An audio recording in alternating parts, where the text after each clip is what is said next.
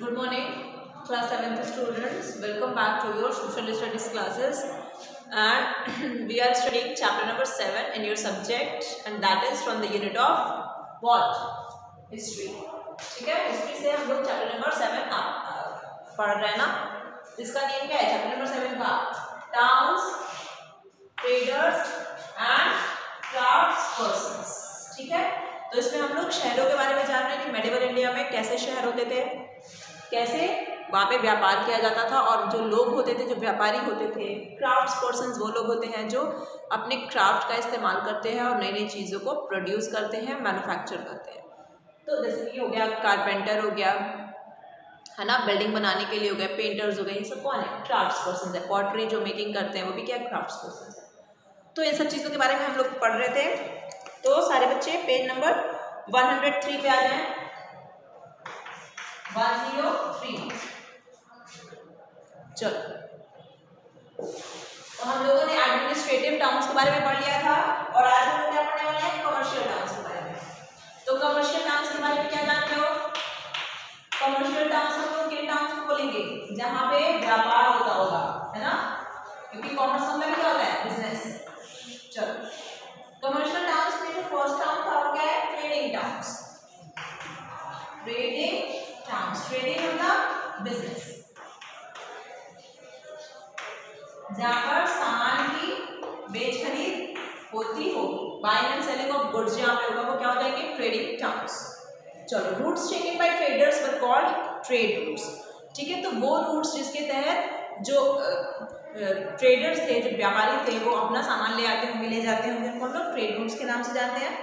Many towns emerged along important trade routes. From time to time, the rulers tried to link various trading towns with the administrative towns, craft centers, and holds out a network of roads. तो समय के साथ जो व्यापारी थे वो क्या समझते थे कि अगर हम लोग एडमिनिस्ट्रेटिव टाउन्स के साथ अपने कमर्शियल टाउन को जोड़ देंगे ताकि आना जाना ईजी हो जाएगा, तो कितना बेनिफिट होगा, है ना. क्योंकि जो भी सामान यहाँ पे प्रोड्यूस हो रहा है वो कहाँ जाना है? एट लास्ट एडमिनिस्ट्रेटिव टाउन्स में, ताकि वहाँ पे रूलर के पास जाएगा और वो फिर यूटिलाइज होगा. This greatly helped in the promotion of trade and development of trading towns. During the reign of Sher Shah Suri, a large number of sarais were set up along the existing as well as newly built roads. तो शेर शाह सूरी के दौरान ढेर सारे सराइज जो थे उनको setup किया गया, नए नए जो रोड बन रहे थे उनके किनारे. Many of the sarais led to the growth of human settlements or villages, some of which later changed into important trading centers. This again helped greatly in the promotion of trade and development of trading towns. Some important medieval towns include, important medical towns देख लीजिए कौन कौन से हैं. बयान eight ocean जो कि राजस्थान में था, कासिम बाजार बंगाल में, थत्ता सिंध में, कुंभकोणम तमिलनाडु में, और पटना बिहार. कासिम बाजार was an important trading centre for silk. तो अंडरलाइन कर लीजिएगा, ये सारे बहुत इंपॉर्टेंट है. कासिम बाजार किसके लिए इंपॉर्टेंट था? सिल्क के लिए और कॉटन गुड्स के लिए भी. ठीक है, according to European traveller, Thatta was the largest trading centre in the medieval period. तो लार्जेस्ट ट्रेडिंग सेंटर जो था थत्ता को कहा जाता था. मुगल पीरियड में यूरोपियन ट्रेडर्स को granted permission to establish trade centres at different places, जैसे कि पौंडीचेरी.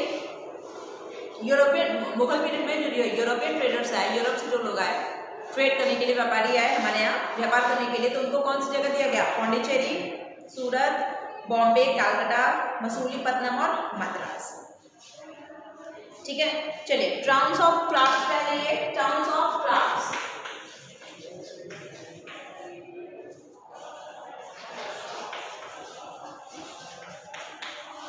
वो टाउन्स जहाँ पे क्राफ्ट वर्क होता होगा वो क्या हो जाएंगे? Towns of crafts.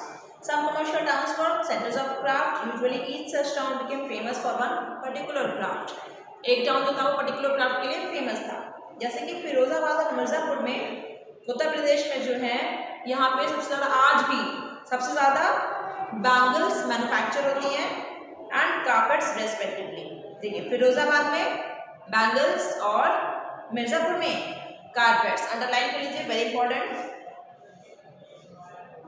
ठीक है, आगरा भी कारपेट मेकिंग, ठीक है ना, कारपेट मेकिंग के लिए बहुत ज़्यादा पॉपुलर है. कुछ टाउन्स टेक्सटाइल प्रोडक्शन के लिए बहुत ज़्यादा पॉपुलर थे, जैसे ढाका, पाटन, कांची, काशी और बुरन. चलो villages also contributed to the promotion of village crafts, जैसे कि goods were manufactured as per the requirement of the merchants who acted as middlemen and carried the manufactured items in towns or markets. तो गांव से भी सामान manufacture होकर के towns और मार्केट्स में जाया करता था। चलो आ जाओ पोल टाउन्स पे। अब पोल टाउन्स क्या होंगे? वो टाउन जो ओशियन बॉडी के किनारे होते होंगे या फिर सी बॉडी के किनारे, कोई भी वाटर बॉडी के किनारे।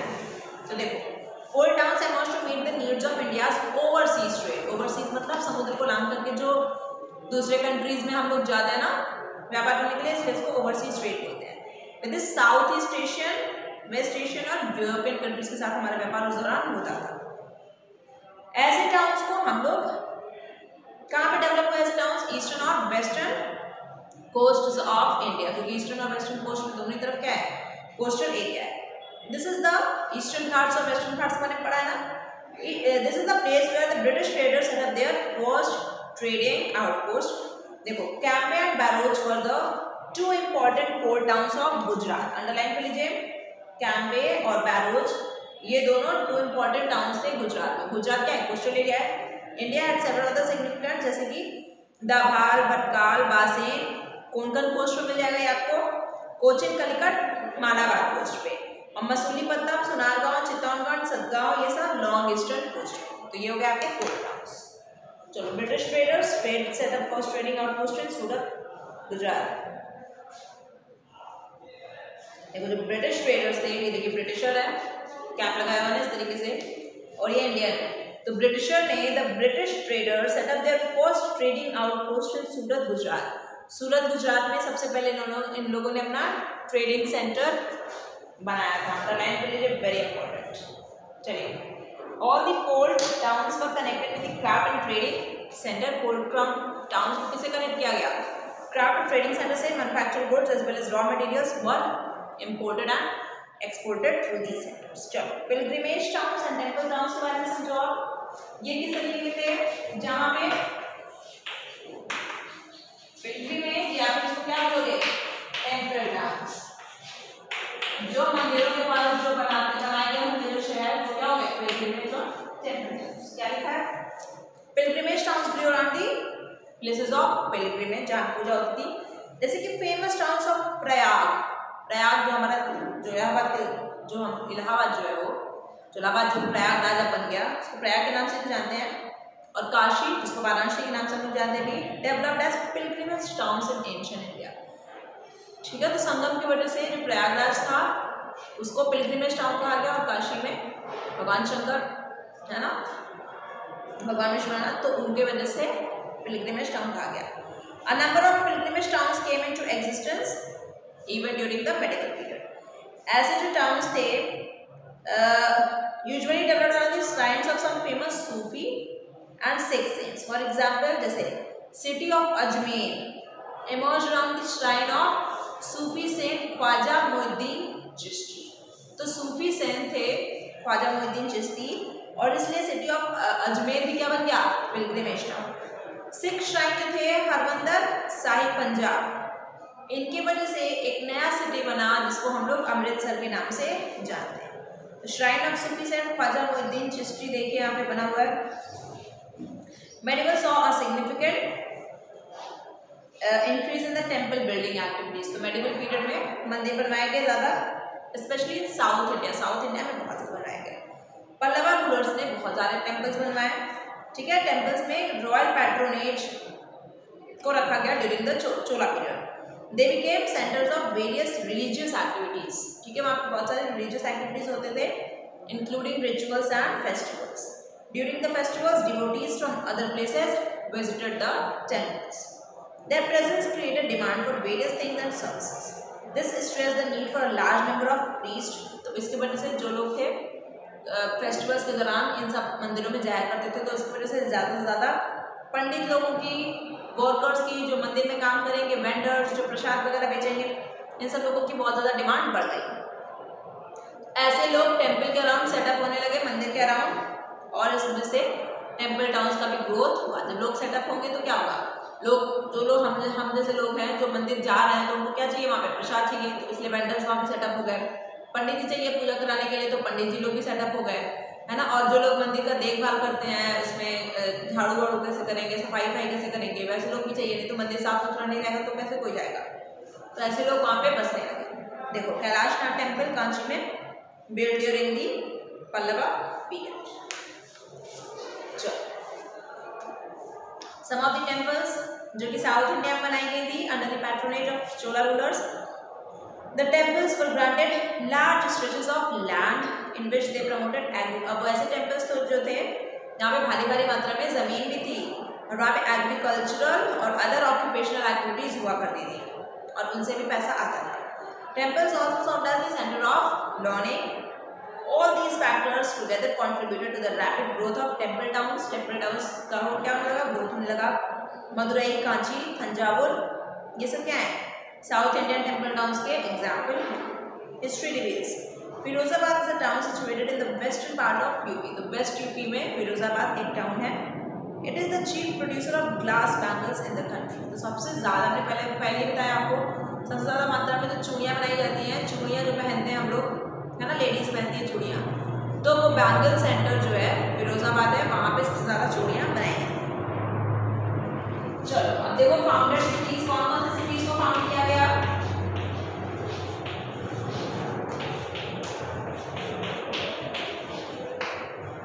During the medieval period, some of the towns were founded by the rulers। कुछ टाउन्स को रूलर्स के द्वारा फाउंड किया गया। Towns were meant to serve as administrative capitals। Towns को इसलिए बनाया गया था क्योंकि वो एडमिनिस्ट्रेटिव कैपिटल्स बनेंगे या फिर कमर्शियल और रिलीजियस सेंटर भी बन सकते थे। जैसे कि आपको पहले बताया गया है, सुल्तान फिरोज शाह तुगलक ने बहुत सारे टाउन्स को फाउंड किया था और उसमें से फिरोजाबाद और जौनपुर भी था। इसने क्या था, फिरोज शाह तुगलक ने। मुगल रूलर्स ने भी बहुत सारे टाउन्स बनवाए, जैसे अकबर ने फतेहपुर सिकरी बनवाया, है ना, और उसको अपना एडमिनिस्ट्रेटिव कैपिटल घोषित कर दिया। Modern Delhi is the site where many rulers build their administrative capitals. Remains of Tughlakabad fort, old fort, Firoz Shah Kotla bears witness to this fact. Many cities Uttar Pradesh के जैसे कि गाजियाबाद, मुरादाबाद, फर्रुखाबाद, ये सभी क्या है, फाउंडेड सिटीज हैं, इनको भी फाउंड किया गया, बनाया गया। सिटी ऑफ शाहजहांबाद दिल्ली में किसके द्वारा फाउंड किया गया, शाहजहां के द्वारा 1638 AD में। जोधपुर महाराजा राव जोधा ऑफ मारवाड़ और Bikaner was founded by Bika. देखिए जोधपुर को किसने फाउंड किया, महाराजा राव जोधा ऑफ मारवाड़ के, और बीकानेर को किसने फाउंड किया, बीका अ डिसेंडेंट ऑफ महाराजा जोधा। महाराजा जोधा के एक आने वाली पीढ़ी में से बीका एक पर्सन थे, उन्होंने बीकानेर फाउंड किया। ब्यूटीफुल सिटी ऑफ मंडू किसने फाउंड किया, जो रूलर्स ऑफ मंडू थे उन्होंने फाउंड किया। Maharana Uday Singh of Mewar was the founder of the city of Uday. देखिए महाराणा उदय सिंह है ना, उदय नाम अपने नाम में ही सारे ये सिटीज फाउंड किए हैं, तो मेवाड़ के जो थे ये उदयपुर को फाउंड किया। हिस्ट्री क्या बताती है, Gangaikonda Cholapuram is located in the Ariyalur district in Tamil Nadu. Gangaikonda Cholapuram कहाँ पे है, अरियुलर डिस्ट्रिक्ट जो कि तमिलनाडु में है, वहाँ पे गंगाईकोंडा चोलापुरम है। डेक्कन और साउथ इंडिया में क्या था, वहाँ पे भी सेंट्रल सिटीज को फाउंड किया गया। जैसे चोलापुरम के नाम पे बहुत सारे टाउन बनवाए हैं, जैसे गंगाईकोंडा चोलापुरम ऐसा एक टाउन था। सिटी ऑफ हैदराबाद किसने बनवाया, सुल्तान मोहम्मद कुली कुतुब शाह ने 16वीं शताब्दी में। और इसको किस लिए बनवाया गया कि सरप्लस पॉपुलेशन, जो पॉपुलेशन बढ़ गई थी ना गोलकोंडा सिटी की, वहाँ पे वो जा करके एडजस्ट हो सके, और इस वजह से गोलकोंडा सिटी बहुत ज़्यादा ओवर पॉपुलेटेड ना हो जाए और कंजेस्टेड, बहुत ज़्यादा लोग उसमें भीड़ ना जाते। चलो अब केस स्टडी हम लोग देखेंगे हम्पी, सूरत और मसूलीपट्टनम। सबसे पहले हम्पी। चलो Hampi lies on the southern bank of river Tungabhadra in northern Karnataka. तो नॉर्थ कर्नाटक में जो तुंगभद्रा रिवर है वहाँ पे हम्पी लाया करती है, वहाँ पे हम्पी शहर स्थित है। This site was served as the capital of mighty Vijayanagar kingdom. तो विजयनगर किंगडम में ये साइट क्या था, राजधानी थी ना, कैपिटल था। सिटी को किसने फाउंड किया, अंडरलाइन करिए, हम्पी सिटी को किसने फाउंड किया, हरिहरा राय वन, और अपने भाई के साथ मिलकर बुक्का राय वन के साथ विजयनगर किंगडम के दोनों लोग थे, इन्होंने फाउंड किया। आपने विजयनगर किंगडम के बारे में पढ़ा है चैप्टर नंबर 4 या 5 में। Kingdom reached the zenith of its glory during the rain of Krishnadevaraya. Zenith मतलब होता है पीक, पीक पर, मतलब इनका जो किंगडम था, मतलब जो इनका राजसी ठाट था वो एकदम पीक पे कब पहुंचा, कृष्णदेव राय के कार्यकाल के दौरान। Hampi was chosen as the capital of Vijayanagar because of its strategic location। तो लोकेशन इसकी हम्पी की बहुत अच्छी थी, इसलिए इसको कैपिटल के नाम कैपिटल चूज किया गया था।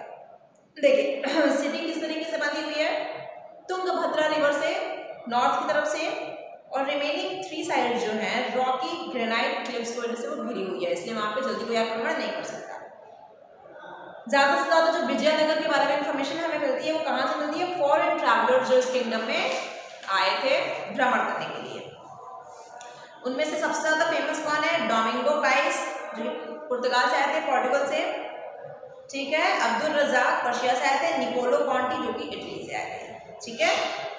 इन सब लोगों ने क्या बताया, राजदरबार के बारे में बताया, और जो लोग राजदरबार में रहते थे उनके जीवन शैली के बारे में बताते हैं।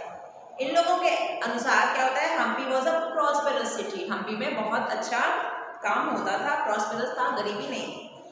While the river and the cliffs gave it natural protection, river और क्लिफ्स की वजह से तो हम्पी को नेचुरल प्रोटेक्शन था, उसके बावजूद भी बड़े बड़े पत्थरों के दीवार खड़े करवाए गए थे ताकि हम्पी को एक्स्ट्रा प्रोटेक्शन मिल सके। हम्पी क्या था, important centre for cotton produce, cotton वहाँ पे ग्रो करते थे, स्पाइस मसाला, और वहाँ पे व्यापार भी, ट्रेड भी होता था। 15th और 16th सेंचुरी में क्या हुआ, किंगडम ने ट्रेड रिलेशंस, व्यापार के समझौते किए अदर कंट्रीज के साथ, जैसे अरेबिया, पर्शिया, चाइना और बर्मा से। मर्चेंट्स और ट्रेडर्स जो थे वो हम्पी से बहुत दूर दूर जाया करते थे ट्रेडिंग पर्पस के लिए, व्यापार के लिए। किंगडम जो था, किंगडम में 300 पोर्ट्स थे और इस वजह से ट्रेड आइटम्स आसानी से इधर से उधर पहुंचाया जा सकता। चलिए, city of Hampi boasted of fabulous palaces, तो यहाँ पे बहुत अच्छे अच्छे पैलेसेस थे, राजमहल था, रिच मार्केट्स, अच्छा बाजार था, एंड वंडरफुल टेम्पल्स, बहुत अच्छे अच्छे मंदिर भी थे, और इस तरीके से हम्पी और भी ज़्यादा खूबसूरत दिखता था। विरूपाक्ष टेम्पल, विथल स्वामी टेम्पल, ये सब फेमस टेम्पल्स हैं हम्पी के। चलिए, एक ट्रैवलर ने क्या मेंशन किया है, large tank which had been constructed with the help of a Portuguese masons. तो पुर्तगाल से जो लोग आए थे, पोर्टुगीज जो थे, ठीक है, पोर्टुगल से वो लोग आए थे, उन्होंने क्या बनाया, एक ऐसा लार्ज टैंक बनाया था फॉर वाटर रिजर्वॉयर, है ना, तो उसको भी मेंशन किया है। Water from this tank was carried to various parts of the city through channels, तो यहाँ से जो पानी था वो ट्रांसफर होता था कहाँ तक, हम्पी के दूसरे पार्ट्स में। Some of the big temples serve not only as centers of religious activities but also center of commerce। तो बड़े बड़े टेम्पल्स जो थे वहाँ पे सिर्फ और सिर्फ धार्मिक लोग ही नहीं जाते थे, बल्कि व्यापारी वगैरह भी वहाँ पे जाया करते थे अपने व्यापार के सिलसिले में। इस वजह से क्या होता था, this fact becomes obvious when we look at the remains of rows of shops on both sides of the road leading to a famous Virupaksha temple. देखिए, विरूपाक्ष टेम्पल जो है साउथ में था, बहुत ही पॉपुलर था, वहाँ पे टेम्पल के किनारे किनारे बहुत ज़्यादा बाजार लगता था, तो ये इस वजह से हमें पता चलता है ये बात। टेम्पल्स को बहुत ही ज़्यादा बारीकी से उस पर डिज़ाइंस वगैरह बनाए गए थे। Markets were throng by people who chiefly included vendors, traders and local people. तो मार्केट में सबसे ज़्यादा कौन से लोग हुआ करते थे, जो वेंडर्स थे, वेंडर्स मतलब जो सामान बेचते हैं, ट्रेडर्स व्यापारी दल, और लोकल पीपल जो सामान खरीदने जाया करते थे। हम्पी को हम लोग सिटी ऑफ र्यून्स के भी नाम से जानते हैं, अंडरलाइन कर लीजिए, Hampi is also called the city of ruins. Ruins of कौन कौन सा बचा कुचा किस चीज का, पैलेसेस, ठीक है, टेम्पल्स और अदर बिल्डिंग्स, जैसे कि आर्किटेक्चरल स्टाइल्स जहाँ पे बहुत ज़्यादा इस्तेमाल किया गया।